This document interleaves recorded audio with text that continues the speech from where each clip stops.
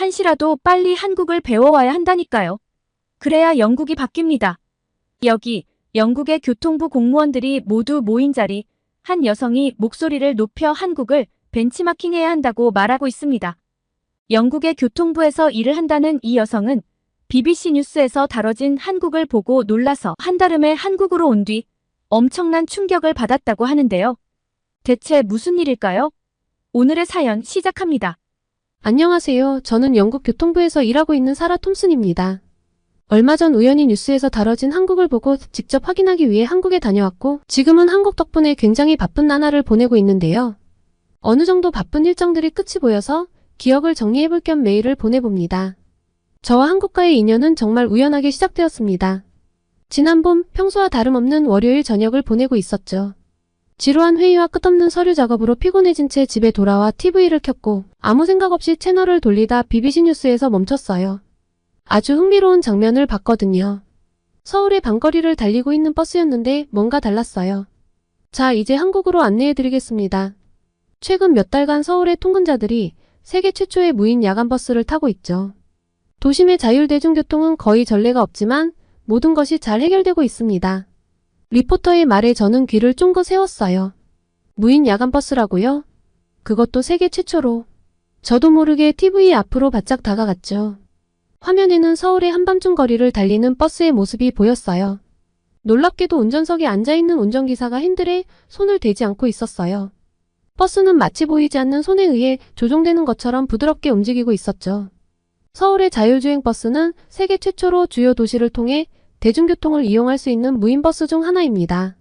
리포터의 설명이 이어졌어요. 제 머릿속은 온통 질문으로 가득 찼죠. 어떻게 이런 게 가능할까? 안전은 괜찮을까? 왜 우리는 이런 걸 시도해보지 않았을까? 이게 바로 한국의 야간버스입니다.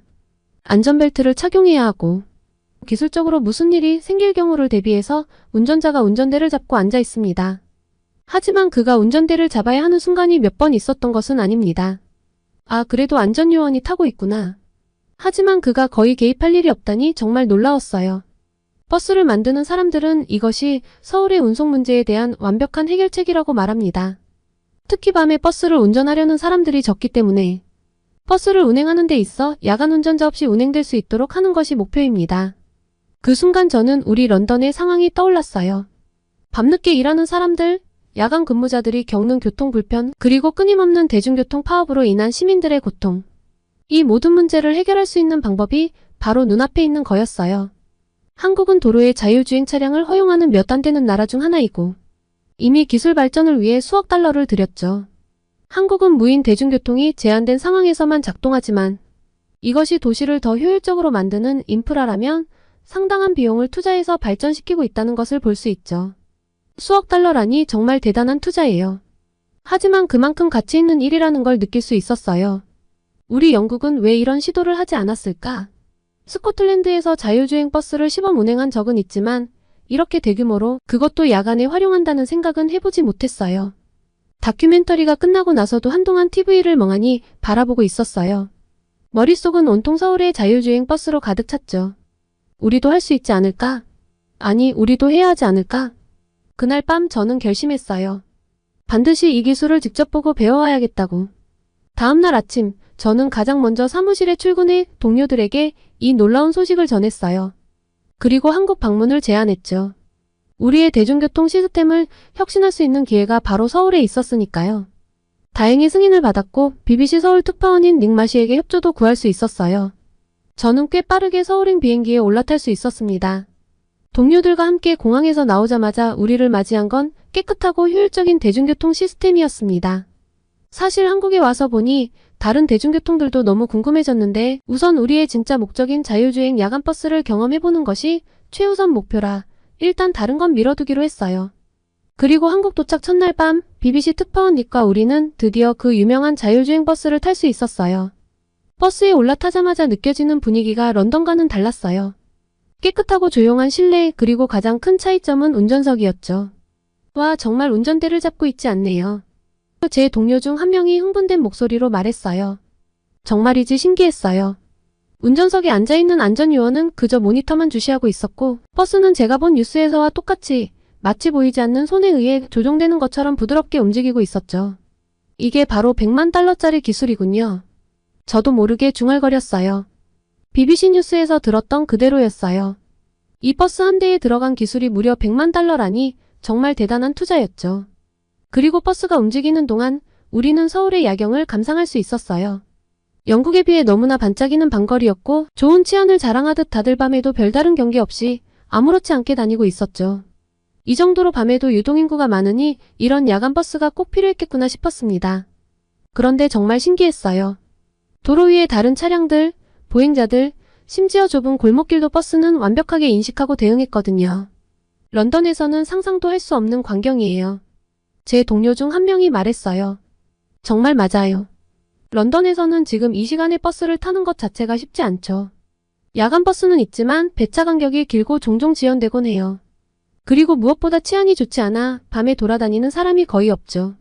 이렇게 대중교통이 잘 되어 있다면 부득이하게 밤에 돌아다녀야 하는 사람들도 편하게 버스로 왔다 갔다 할 수 있을 텐데. 생각만 해도 한숨이 나왔어요. 여기 승객들을 보세요. 전혀 불안해하지 않네요. 다른 동료가 말했어요. 정말이었어요. 승객들은 마치 평범한 버스를 타고 있는 것처럼 편안해 보였어요. 어떤 이는 책을 읽고 어떤 이는 스마트폰을 보며 또 어떤 이는 그저 창밖을 바라보고 있었죠. 놀라운 이 광경을 어떻게 이렇게 만들어냈는지 담당자와 이야기를 해보고 싶었습니다. 닉의 도움을 받아 서울시의 교통정책과 담당자분을 만나러 갔는데요. 과장님은 너무나 친절하고 반갑게 우리를 맞아주셨죠. 자율주행 버스 도입이 쉽지만은 않았을 것 같아요? 제가 물었어요. 어떤 어려움이 있었나요?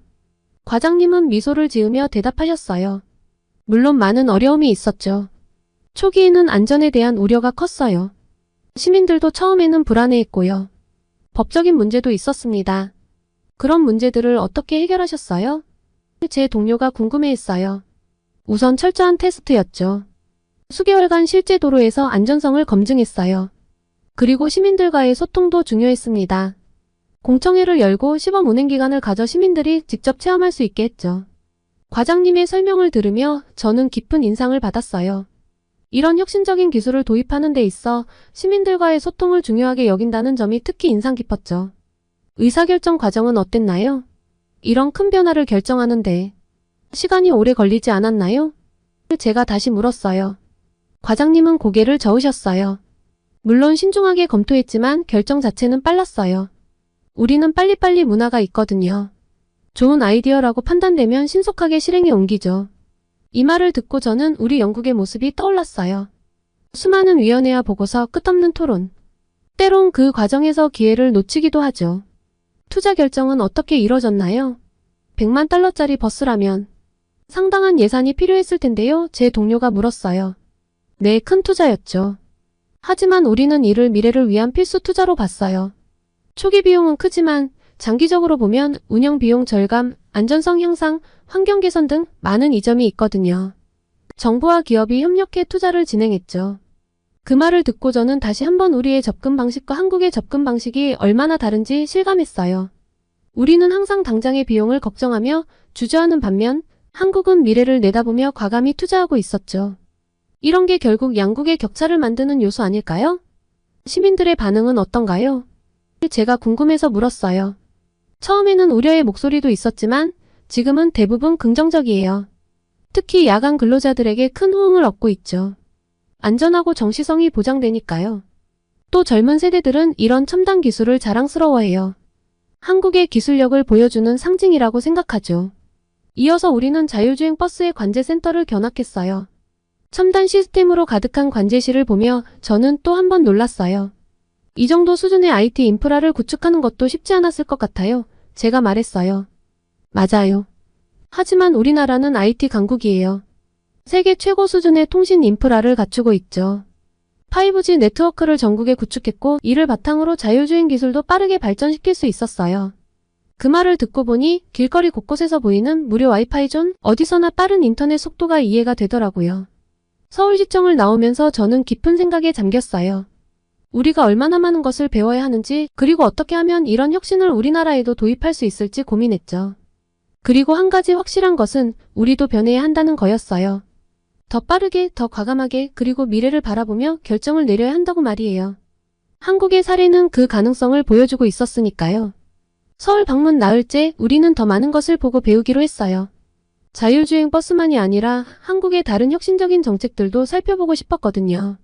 아침 일찍 저희는 로봇 택배를 직접 확인해보러 갔어요. 로봇 전문 스타트업이 만든 택배 로봇이고 상용화 직전이라는데 너무너무 궁금했습니다. 코로나 이후 비대면 배달 수요가 늘어나면서 시작된 프로젝트예요. 지금은 아파트 단지 내에서만 테스트했지만 곧 도로로도 나갈 예정이에요. 와, 정말 대단해요. 하지만 이런 로봇이 도로에서 다니면 위험하지 않을까요? 제가 걱정스럽게 물었어요. 연구원분은 웃으며 고개를 저었습니다. 물론 안전이 최우선이에요. 그래서 단계적으로 접근하고 있죠. 우선 보도에서만 운행하도록 할 거예요. 그리고 자율주행 버스와 마찬가지로 철저한 안전검증을 거칠 겁니다. 그리고 저희는 친절한 서울시와 국토부의 안내로 드론 택시도 확인해 볼 수 있었습니다. 여기서 무엇을 하는 건가요? 제 동료가 물었어요. 이곳은 우리의 드론 택시 시범 사업 장소예요. 연구원이 답했어요. 아직은 검증 중이지만 2025년 이후엔 서울 시내에서 드론 택시를 볼 수 있을 거예요. 2025년까지 시범 운행을 하고 단계별 검증을 거쳐 시범 운행을 할 거라는데 한국은 이렇게 상용화가 코앞이지만 우리는 이게 뭔지도 몰랐어요. 좀 부끄러웠죠. 이런 혁신적인 기술들을 어떻게 이렇게 빨리 도입할 수 있는 거죠? 제가 궁금해서 물었어요. 담당자분의 대답이 놀라웠습니다. 우리에겐 규제 샌드박스라는 제도가 있어요. 새로운 기술이나 서비스를 테스트할 수 있는 특별 구역을 만들어 규제를 유예하는 거죠. 이를 통해 빠르게 기술을 검증하고 상용화할 수 있어요. 규제 샌드박스라니 정말 흥미로운 개념이었어요. 우리 영국에서도 비슷한 시도를 한 적이 있지만 이렇게까지 광범위하게 적용하지는 않았죠. 그럼 안전은 어떻게 보장하나요? 제 동료가 물었어요. 물론 안전이 최우선이에요. 샌드박스 내에서도 기본적인 안전 규정은 지켜야 해요. 그리고 단계적으로 규제를 완화하면서 지속적으로 모니터링하죠. 문제가 생기면 언제든 중단할 수 있어요. 그 말을 듣고 보니 이런 접근 방식이 얼마나 현명한지 깨달았어요. 혁신을 장려하면서도 안전을 지키는 균형 잡힌 정책이었죠. 하루 종일 이런 혁신적인 프로젝트들을 둘러보면서 저는 계속해서 한 가지 질문을 되뇌었어요. 왜 우리는 이렇게 하지 못했을까? 영국에서도 물론 새로운 기술에 대한 연구와 투자가 이루어지고 있어요. 하지만 한국처럼 과감하게 그리고 빠르게 실행에 옮기지는 못했죠. 우리의 규제와 관료주의적 절차가 때로는 혁신의 걸림돌이 되고 있다는 생각이 들었어요. 호텔로 돌아오는 길에 저는 깊은 생각에 잠겼어요. 우리도 변해야 해요. 더 유연하게, 더 과감하게 새로운 기술을 받아들여야 해요. 물론 안전과 규제는 중요하지만 그것이 혁신을 가로막는 장벽이 되어서는 안 되겠죠. 한국의 사례는 우리에게 많은 것을 가르쳐주고 있어요. 기술의 발전 속도에 맞춰 정책과 규제도 변화해야 한다는 것, 그리고 때로는 과감한 결정이 필요하다는 것을 말이에요. 일주일간의 한국 방문을 마치고 영국으로 돌아오는 내내 비행기 안에서도 공항에서도 그리고 택시를 타고 집으로 돌아가는 매 순간마다 제 머릿속은 온통 서울에서 보고 배운 것들로 가득 찼어요. 그리고 짧은 휴식 후 출근을 하자마자 저는 곧바로 상사를 찾아갔습니다. 부장님, 정말 놀라운 경험을 했어요. 우리가 즉시 검토해야 할 사항들이 많아요. 부장님은 관심있게 제 이야기를 들어주셨어요. 자율주행 버스부터 배달 로봇, 드론 택시까지. 그리고 그 모든 것을 가능케 한 한국의 정책과 규제 시스템에 대해서도요. 흥미롭군요. 부장님이 말씀하셨어요. 하지만 우리나라와 한국은 많이 다르잖아요. 그들의 시스템을 그대로 도입하기는 어려울 거예요. 네, 맞아요. 제가 대답했어요. 하지만 우리가 배울 점은 분명히 있어요. 특히 그들의 규제 샌드박스 제도는 정말 인상적이었어요. 우리도 이런 방식으로 새로운 기술을 더 빠르게 테스트하고 도입할 수 있지 않을까요? 부장님은 잠시 생각에 잠기셨어요. 좋은 제안이에요. 이 내용을 자세히 정리해서 보고서로 만들어주세요. 교통부 중앙부서에 제출하도록 하죠. 저는 즉시 일에 착수했어요. 한국에서의 모든 경험과 배운 점들을 상세히 정리했죠. 자율주행 버스의 운영 방식, 시민들의 반응, 안전대책, 그리고 무엇보다 이를 가능케 한 정책적 배경들을 꼼꼼히 담았어요. 보고서를 완성하고 며칠 후 교통부 중앙부서에서 회의 소집 연락이 왔어요. 제 보고서를 바탕으로 한국의 사례를 심도 있게 검토하고 싶다는 거였죠. 회의실에 들어서자 여러 고위 관리들이 모여 있었어요. 저는 긴장된 마음으로 발표를 시작했습니다. 한국의 사례는 우리에게 많은 시사점을 줍니다. 특히 그들의 과감한 투자와 유연한 규제 정책은 주목할 만해요. 물론 우리나라 상황에 맞게 조정이 필요하겠지만 이를 통해 우리도 더 빠르게 혁신을 이룰 수 있을 거예요. 질문이 쏟아졌어요. 안전 문제는 어떻게 해결했는지, 시민들의 반응은 어땠는지, 비용 대비 효과는 어떤지 등등. 저는 제가 알게 된 모든 정보를 최선을 다해 설명했어요. 회의가 끝나고 교통부 장관님이 저를 부르셨어요. 인상적인 보고였어요, 사라. 우리도 이제 변화가 필요한 것 같아요. 한국 벤치마킹을 위한 TF팀을 꾸리고 싶은데 당신이 팀장을 맡아주었으면 합니다. 저는 깜짝 놀랐어요. 하지만 동시에 가슴이 뛰었죠. 네, 영광이에요. 최선을 다하겠습니다. 그렇게 우리의 새로운 프로젝트가 시작되었어요. 한국의 정책과 기술을 참고해 영국 실정에 맞는 자율주행 대중교통 도입 로드맵을 만들기 시작했죠. 물론 쉽지 않은 과정이에요. 하지만 우리도 할 수 있다는 믿음이 생겼어요. 한국이 잘 해내고 있으니 우리는 그 뒤만 잘 따라가면 되는 거잖아요. 따라갈 것이 한두 가지가 아닙니다. 오염된 공기가 가득한 런던 지하철, 비싼 대중교통 이용 요금 등등 앞으로도 한국을 잘 벤치마킹해서 개선해야 할 요소가 영국에 가득하죠. 덕분에 앞으로도 한국을 가볼 일이 좀 많아질 것 같아요. 다음번 한국 방문은 좀 여유 있게 가서 관광도 즐겨보고 싶은데 가능할까 모르겠네요. 다음번에 또 한국을 방문하게 되면 소식 전하겠습니다. 모두 건강한 여름 보내세요. 한국인들 때문에 우리 위대한 일본 조상들이 강간범, 침략범으로 욕먹고 있는데 지금 내 입에서 한국에 갈 거라는 소리가 나와. 아빠. 그게 무슨 말도 안 되는 소리예요. 그만 좀 해요. 여기 아버지와 싸우고 있는 한 일본 소녀가 있습니다. 싸우는 이유가 딸이 다니는 학교의 수학여행지 때문이라고 합니다. 언뜻 보기에는 이해가 가지 않는 상황인데요. 대체 무슨 일일까요? 두 번째 사연 시작합니다. 안녕하세요. 저는 일본에 살고 있는 고등학생 미사키라고 합니다. 지금 일본에 엄청난 한류바람이 불고 있는 것 아시죠? 저와 제 친구들도 다를 바 없답니다. 저와 친구들은 학교에서 매일같이 한국 드라마 감상을 나누고 또 K-팝 아이돌 소식도 공유하며 대학교에 진학하면 한국으로 꼭 놀러가 보고 싶다는 소망을 나누고 있는데요. 특히 제가 살고 있는 구마모토는 일본 지역들 중에서도 시골이라서 한국 드라마에 나오는 반짝반짝한 도시를 보면 항상 부러움에 휩싸이곤 합니다. 제일 부러운 건 가족 휴가로 같이 한국으로 놀러가는 친구들입니다. 저와 같은 반 친구 사와짱은 우리 반에서 유일하게 한국을 다녀온 친구인데요. 얼마나 자랑을 하는지 질투도 내심 났습니다. 아버지가 송가인이라는 유명한 트로트 가수 팬이라서 아버지 주도하에 한국 여행을 갔다 왔다는데 아빠가 송가인 씨 콘서트를 보는 사이 엄마와 자기는 쇼핑을 했고 드라마에서만 보던 한국의 예쁜 카페도 가고 닭갈비도 먹어보았다며 어찌나 자랑을 하던지요. 이렇게 여행을 가는 건 우리 집은 꿈도 못 꾸거든요. 저희 집 경제 사정 때문이냐고요?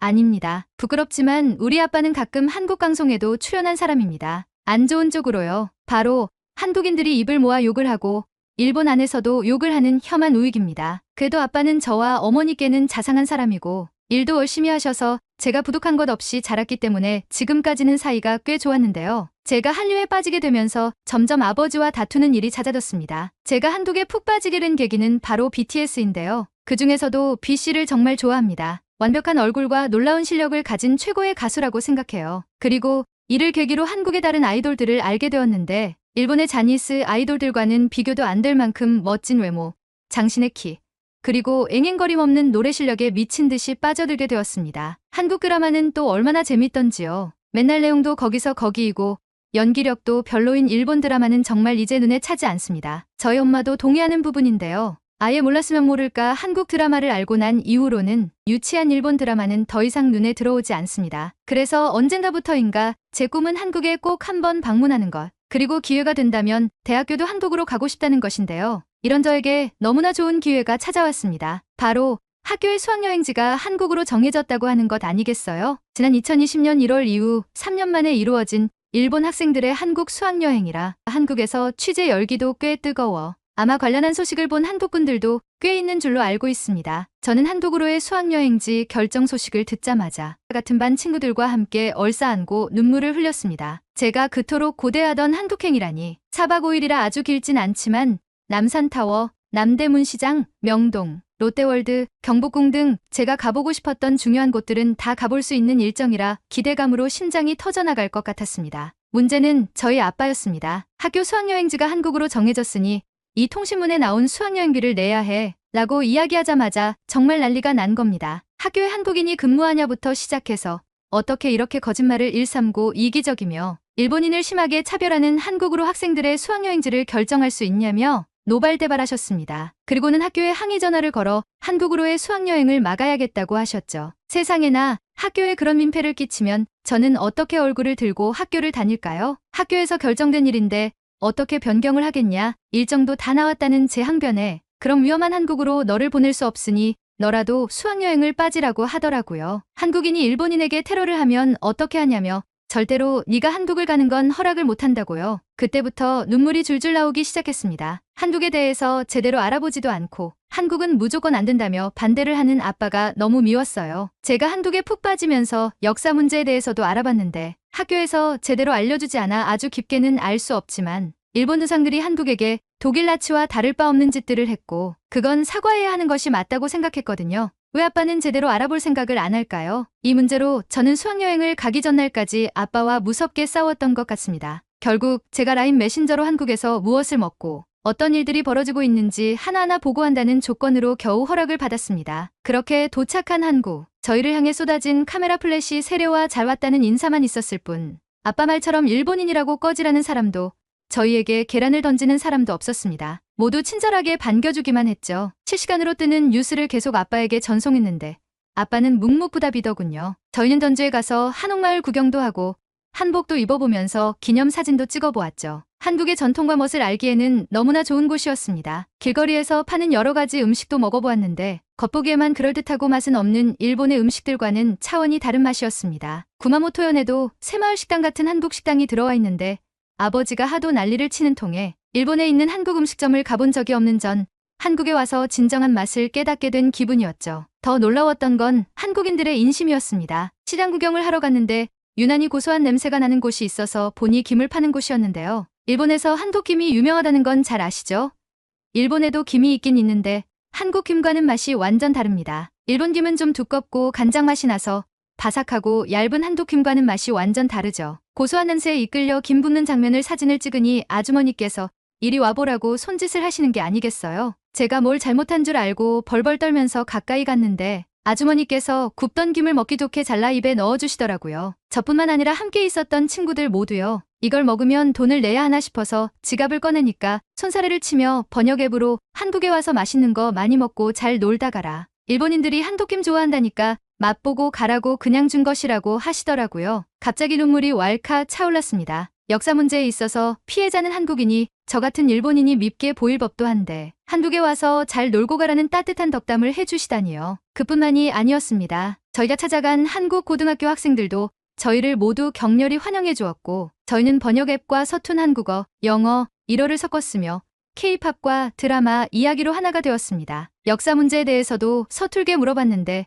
한국 학생들은 일본이 명백하게 한국에게 잘못한 일이고 진심 어린 사과를 해야 하는 건 맞지만 한국에 온 너희들에게 나쁘게 굴 이유는 없다고 했습니다. 머리를 크게 한 대 맞은 느낌이었습니다. 아빠는 우물안 개구리처럼 자기가 보고 싶은 것만 보고 듣고 싶은 것만 듣고 있는 사람이었죠. 정작 한국인들은 더 넓은 아량으로 일본인을 감싸 안고 참을성 있게 한국의 사과를 기다리고 있었는데 말이죠. 이런 한국인들을 비난하다니 아빠에게 이런 일이 있었다고 장문의 라인 메시지를 보냈는데 읽기만 하고 답변이 도통 없더라고요. 한국까지 와서 기분 상한 채로 돌아다니는 건 시간 낭비기에 일단 무시하고 저는 열심히 한국을 즐겼습니다.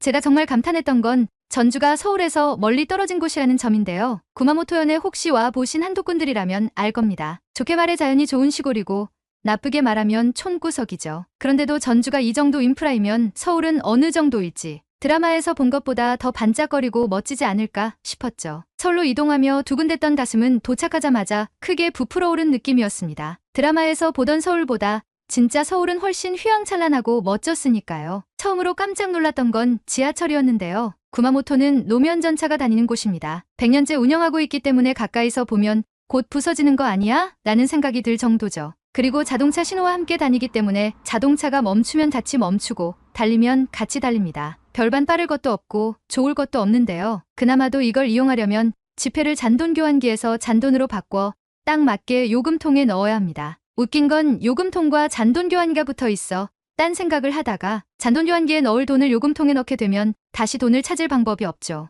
도쿄 지하철은 좋지 않냐고 할 수 있는데요.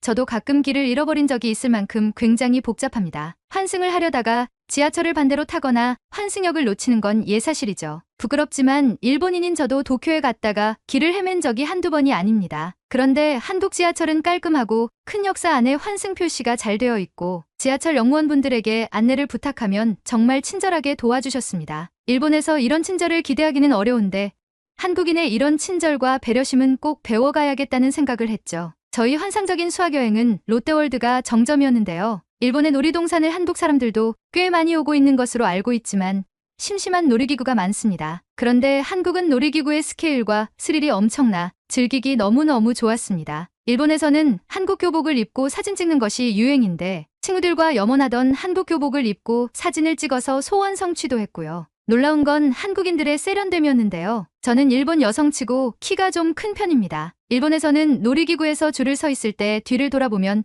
저보다 키 큰 남자를 찾기 어렵습니다. 그런데 한국 남자들은 키도 크고 하나같이 세련된 옷차림에 좋은 피부를 자랑하고 있었습니다. 한국 드라마 속 배우들이 진짜였구나 하는 생각에 저는 다시 한번 한국으로의 유학을 다짐하게 되었습니다. 저의 이런 환상적인 수학여행 체험기는 하나도 빠짐없이 낱낱이 아빠에게 보냈는데 도통 말이 없으셨습니다. 제가 한국에서 욕을 먹거나 테러를 당하는 것 아니냐고 난리치던 아빠는 어디 가고 왜 한 번도 안부를 묻지 않는지 이쯤 되니까 걱정이 되더라고요. 수학여행 마지막 날 밤 아빠에게 전화를 걸었더니 아빠가 착가앉은 목소리로 일단 와서 이야기하자고 하더라고요. 집에 무슨 일이 있나 싶었는데 어차피 내일 집으로 가니 가서 들어보자는 생각으로 귀국을 했죠. 한국 김과 한국 화장품 그리고 예쁜 옷들과 BTS 굿즈까지 한가득 쇼핑한 것들을 끌어안고 집으로 가면서 내심 걱정이 되었습니다. 분명 이걸 보면 아빠가 한국에 돈을 주고 왔냐며 내가 힘들게 번 돈을 한국에 썼다고 노발대발할 텐데 하는 생각이 불쑥 들었죠. 천국에 있다가 지옥으로 툭 떨어진 느낌이었습니다. 조심조심 집으로 들어간 순간 저는 화들짝 놀랐는데요. 아빠가 거실에서 저를 기다리고 있었기 때문입니다. 아빠의 첫 마디는 재미있었니? 였죠. 거짓말을 할까 하다가 정말 재미있고 행복했던 것은 사실인지라 네, 재미있었어요. 하고 후다닥 방으로 들어가려는데 저를 불러 세우시더라고요. 아빠와 마주보고 가만히 거실에 앉아있자니 너무 불편했습니다. 이윽고 아빠가 말을 꺼냈는데 저는 기절하는 줄 알았습니다. 미안하다 미사키. 아빠 때문에 부끄러운 적 많았지? 라고 하시는 게 아니겠어요? 내가 뭔가 단단히 잘못 들은 것 같아서 아빠를 멀뚱멀뚱 쳐다보고 있었는데 아빠는 제가 보내준 한국 여행기를 실시간으로 전해 들으며 처음에는 믿지 않으셨다고 합니다. 자기가 좋아하는 연예인 나라니까 욕먹이기 싫어서 거짓말을 하는구나 싶으셨다는데요. 계속해서 쏟아지는 사진과 조작이 불가능한 동영상들을 보며 한국인이 왜 이렇게 친절하게 아량을 베풀지? 란 생각을 계속했다고 하시더라고요. 이제껏 머릿속에서 그려낸 한국의 모습과는 전혀 다른 모습에 혼란이 와서 아버지께서는 매번 사용하는 사이트가 아니라 다른 사이트에서 한국과 일본의 과거사에 대해서 찾아봤다고 하시더라고요. 그리고서는 엄청난 쇼크를 받았다고 하셨습니다. 알고 있던 것과는 정반대의 이야기를 하고 있었으니까요. 나를 꼴딱 세면서 계속해서 자료를 찾아보시고는 내가 알고 있던 건 모조리 다 거짓이었고 일본 입장에서 조작된 이야기라는 것을 깨달았다고 하셨죠. 제가 어설프게나마 공부해서 전달했던 역사 이야기가 거짓이 아니라는 것도 이제 아셨고요. 그래서 그동안 혐한 우익으로 활동해왔던 세월이 부끄러워지셨고 또 그런 아빠를 둔 제가 얼마나 마음고생을 했을지 미안하다고 하셨습니다. 아빠 허리에 벼락이라도 맞은 걸까요? 아니면 무슨 약을 드셨나? 이렇게 갑자기 변해버린 아빠의 모습이 너무 생소했는데 아빠는 말씀하시더라고요. 늘 접하는 정보만 접해서 그렇다고 너에게 생생한 한국의 모습을 전달받지 못했으면 이런 깨달음은 없었을 것이라고요. 어안이 벙벙했습니다. 솔직히 꿈인 줄 알았어요. 지난 몇 년간 아빠와 싸워왔는데 이번 수학여행으로 이렇게 아빠의 사고방식이 바뀌다니요. 기쁘고 또 한편으로는 정말 다행이라는 생각입니다. 저는 이제 본격적으로 피치를 올려 한국어 공부를 시작합니다. 아빠와도 역사 공부를 짬내어하며 한국에 대해서도 제대로 더 알아보고 싶고요. 아빠가 어디까지 변할지는 모르겠지만 바뀌기로 마음먹으셨다니 우선 저도 최대한 아빠를 응원하고 싶어요. 공부를 하며 한국어에 능통하게 되면 한국 유학도 꿈꿔볼 수 있겠죠? 제 꿈은 한국 유학을 가서 한국에서 살아보는 건데요. 한국분들이 저를 반기실지 모르겠지만 제가 나중에 한국에 가게 되었을 때 한국분들이 저를 많이 반겨주셨으면 하는 바람입니다. 용기를 낸 만큼 많이 응원해주시면 정말 감사하겠습니다. 오늘은 영국 BBC 뉴스에 보도된 한국을 보고 충격을 받아 한국을 방문하고 한국의 놀라운 기술력과 행정에 자극을 받아 영국을 혁신시키고자 하는 영국 공무원의 이야기, 그리고 극우 혐한 아빠를 둔 일본 여고생의 한국 여행 감상과 그 뒷이야기, 이렇게 두 가지 이야기를 전달해드렸습니다. 오늘의 사연이 마음에 드셨다면 구독과 좋아요를 눌러주세요. 여러분의 구독과 좋아요는 계속해서 좋은 사연을 소개할 수 있는 힘이 됩니다. 이상 감동저장소였습니다.